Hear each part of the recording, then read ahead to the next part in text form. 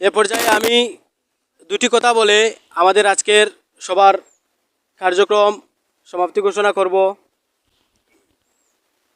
আমি ছাত্রছাত্রীদের পক্ষে এবং অভিভাবকদের দুটি পরামর্শমূলক কথা বলতে চাই। একটা জিনিস বলতে চাই আমি, যেখানে দেখা গেছে যে পরিবারে পিতা এবং মাতা শাসক হিসাবে যে দায়িত্ব পালন করেন, যদি কঠিন শাসক হিসেবে দায়িত্ব পালন করেন, ছাত্রছাত্রীকে তার সন্তানকে যদি নজরদারি করেন, তাহলে সে পরিবারের সন্তান কখনো নষ্ট হয় না। তাই আমি অভিভাবকদেরকে বলছি, আপনারা আপনাদের সন্তানকে যথেষ্ট পরিমাণ কী করবেন, নজরদারি করবেন।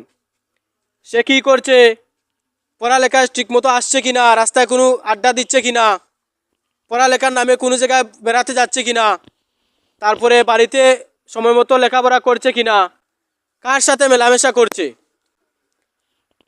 একটি সন্তান, ছেলে হোক মেয়ে হোক, তার নষ্টের একটি প্রধান কারণ হচ্ছে তার সঙ্গ।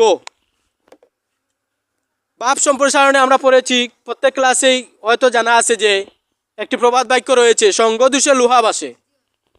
যদি দেখা গেছে একটি কাঠের সাথে যদি আমরা একটি লোহা পানি যদি ঢুকাইয়া যদি সেটাকে পানিতে ছাড়ি, তাহলে কাঠের সাথে লোহা কি হয়, বাসে। তো সঙ্গ এমন একটা জিনিস, যদি আমরা ভালো সঙ্গ ধরি তাহলে আমরা ভালো কিছু ফল আশা করি পাবো। আর যদি খারাপ সঙ্গে কী করি, নেই, তাহলে আমরা খারাপ হতে থাকবো। আপনি লক্ষ্য করে দেখবেন, যদি কেউ মদ যে খায়, মদ খাওয়ার সাথে যদি থাকে, তার সঙ্গে বন্ধুত্ব করে, একদিন না একদিন সে যতই ভালো হোক না কেন, একদিন না একদিন মদ পান করে দেখবে, টেস্ট করে সে যে সেটি ভালো না খারাপ। যদি খারাপ লোকের সাথে চলে, নইলেও কি 100 দিনের মধ্যে নইলে একদিনও কি খারাপ কাজ করবে সে। এভাবে করতে করতে একদিন কি হয়ে যায়, খারাপ হয়ে যায়। তো আমরা এদিকে লক্ষ্য রাখবো। এবং আমি ছাত্রছাত্রীদেরকেও বলছি যে তোমরা এমনও সঙ্গ ধরবে যে সঙ্গ আমাদেরকে কি উন্নতি লাভ করে, জীবনের একটা ভবিষ্যতের কি একটা রাস্তা খুঁজে দেয়। আর এমন সঙ্গ নিব না যে সঙ্গ আমাদেরকে খারাপের দিকে ঠেলে দেয়, ঠিক আছে?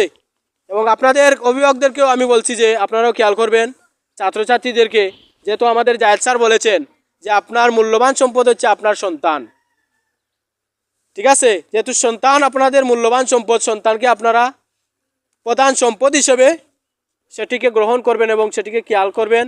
এবং আপনি আপনার সন্তানকে ভালো করে লেখাপড়া করিয়ে দেখা গেছে একজন স্কুল টিচার হয়, তাহলে আপনার সুনাম। সে কথা স্যার বলছেন, আমি আর সেদিকে যাচ্ছি না। এবং আমি বলছি যে টাইম মতো তোমরা আসবে, গার্জেনটাও খেয়াল করবেন আপনারা। ছাত্রছাত্রীদেরকে এই কথাই বলতে চাচ্ছি এবং অভিভাবকদেরকেই, আর কিছু বলবো না। আপনারা খেয়াল করবেন। আর এখানে যারা আজকে ছাত্রছাত্রী তোমরা এসেছো, আগামীকালকেও যাতে এভাবে আসো, প্রতিদিন যাতে এখানে আসো। একটা ক্লাস যদি রেগুলার যদি ক্লাস করো প্রতি মাসে, তাহলে সেটা আলাদা একটা মজা পাওয়া যায়, ঠিক আছে? দেখিও, যদি প্রতিদিন আপনারা এখানে আসুন, প্রতি মাসে 30 দিন যদি এখানে আসো, তাহলে 30 দিনে অঙ্ক যদি একটা করে করতে, 30 দিনে 30টা অঙ্ক। আর যদি দেখা যায় 7 দিন অঙ্ক করতে 7টা, বাকি যদি কি 23 দিন বাদ দিয়ে দাও, তাহলে 23টা অঙ্ক থেকে মাইনাস হয়ে গেলে। তো তোমাদেরকে অনুরোধ করবো ছাত্রছাত্রীদেরকে এবং গার্জেনদেরকেও, ছাত্রছাত্রী যাতে প্রতিদিন এখানে নিয়মিত ক্লাসে আসো, এবং অভিভাবকদেরকেও দৃষ্টি আকর্ষণ করছি যাতে আপনারা প্রতিদিন এখানে নিয়মিত ছাত্রছাত্রীদেরকে গুরুত্ব দিয়ে এখানে পাঠান। তাই আমার আর কিছু বলার নাই।